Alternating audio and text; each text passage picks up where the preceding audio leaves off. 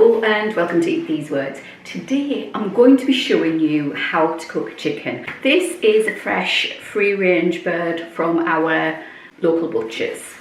It weighs 2.5 kilos and it's been in the fridge.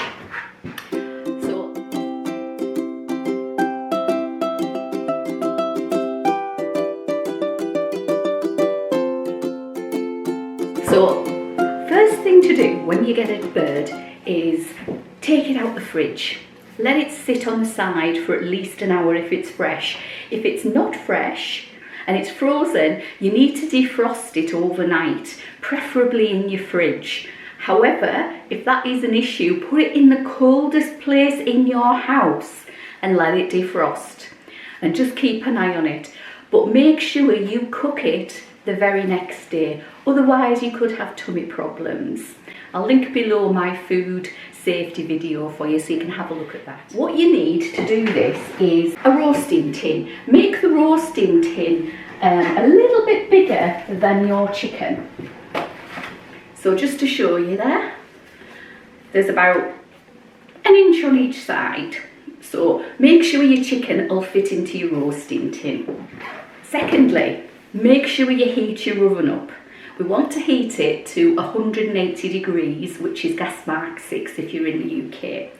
We're aiming to cook this chicken so it's nice and juicy chicken to prepare it for your oven. You have your packet.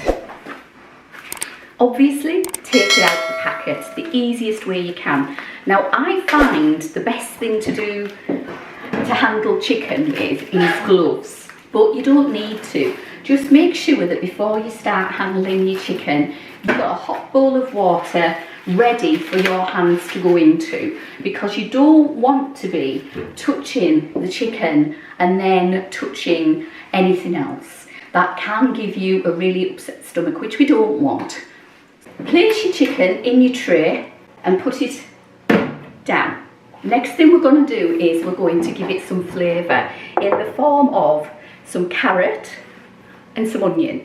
We're not going to slice the onion, we're going to quarter it or at least segment it into smaller pieces and put it beside our chicken while it cooks.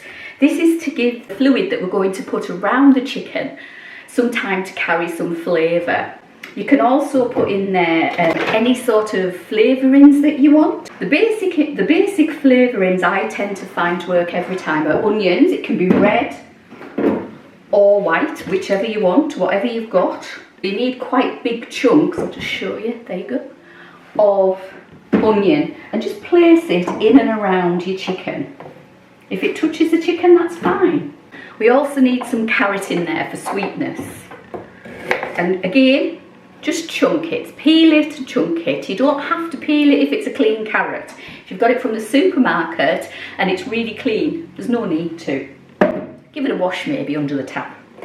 And you need 1 large carrot or 2 small carrots. I've got 1 large one here and we're going to pop that in. Another thing you might want in there is some other sort of flavourings. I'm going to use a lemon in this instance. This is an unwaxed lemon. Don't use a lemon that doesn't say it's unwaxed. It will have a weird taste that you don't want on your food.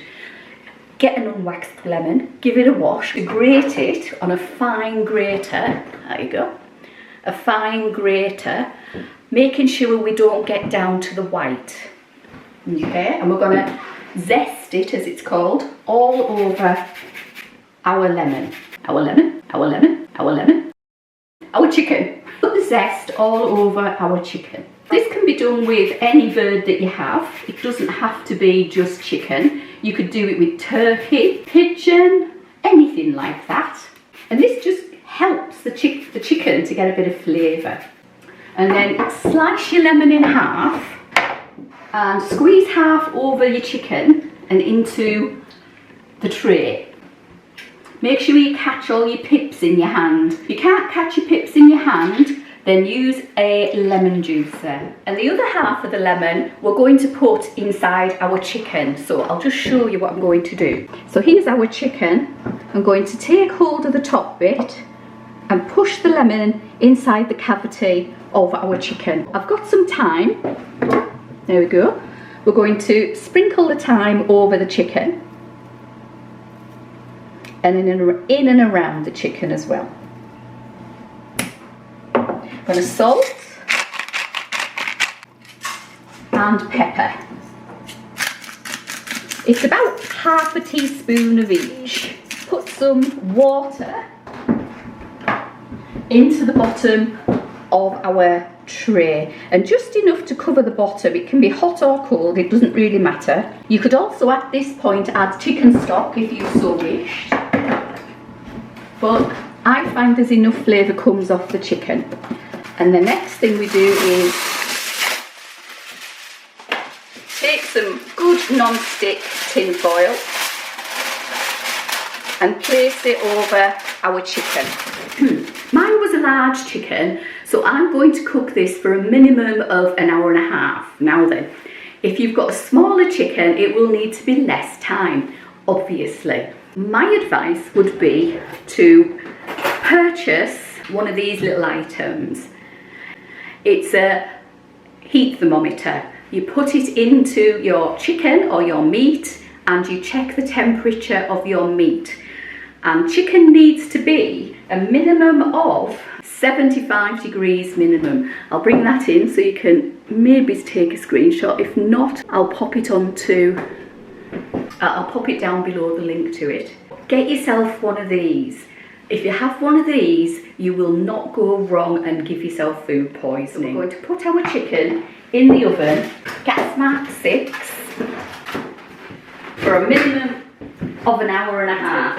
We're going to check it at the end of that time. So the timer has just gone off. I'm going to get my chicken out of my oven. It's been in for an hour and a half, so I'm just going to check it now and see if it's okay.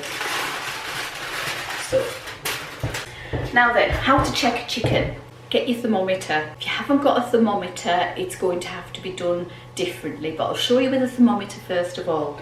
You need to switch it on, obviously, and then find the thickest part of your chicken, which is generally between the chicken leg and the chicken breast. And we're going to put our thermometer in there.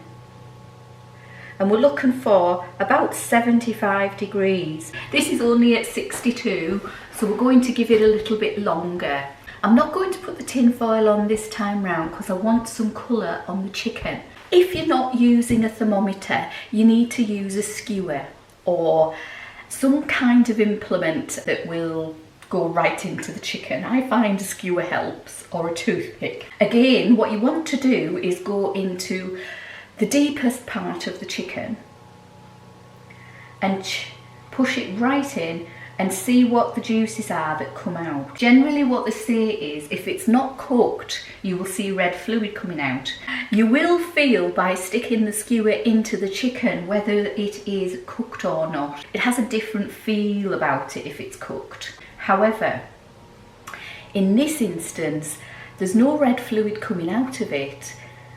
It's clear, but it's not up to temperature. So what I'm going to do now is baste the chicken. Basting means taking the juices from below and popping them over the top. And what this does is it moistens the chicken.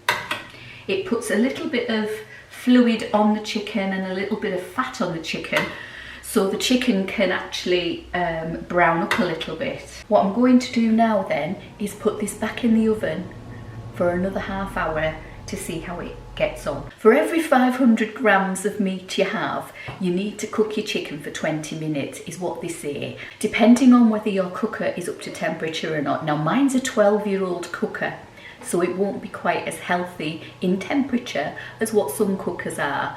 So be aware of that. It may vary according to the fuel on your cooker and its age. I'm going to put this in for another half an hour. So my alarm has just gone off again on my timer, so I'm going to check my chicken.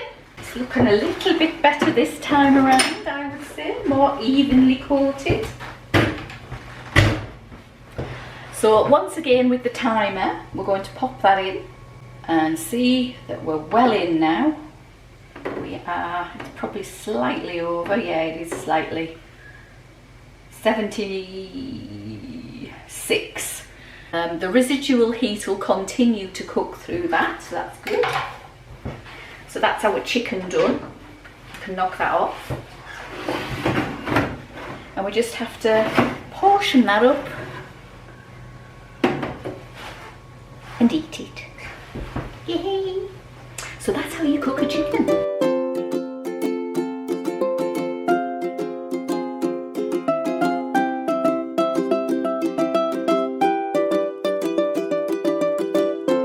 If it's clear, generally it's right, but you will feel by sticking it in.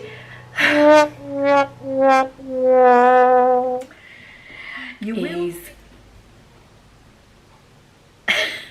Can you give me a minute? So I'm going to put this back in the oven and hopefully be able to make sense of my video when I do it.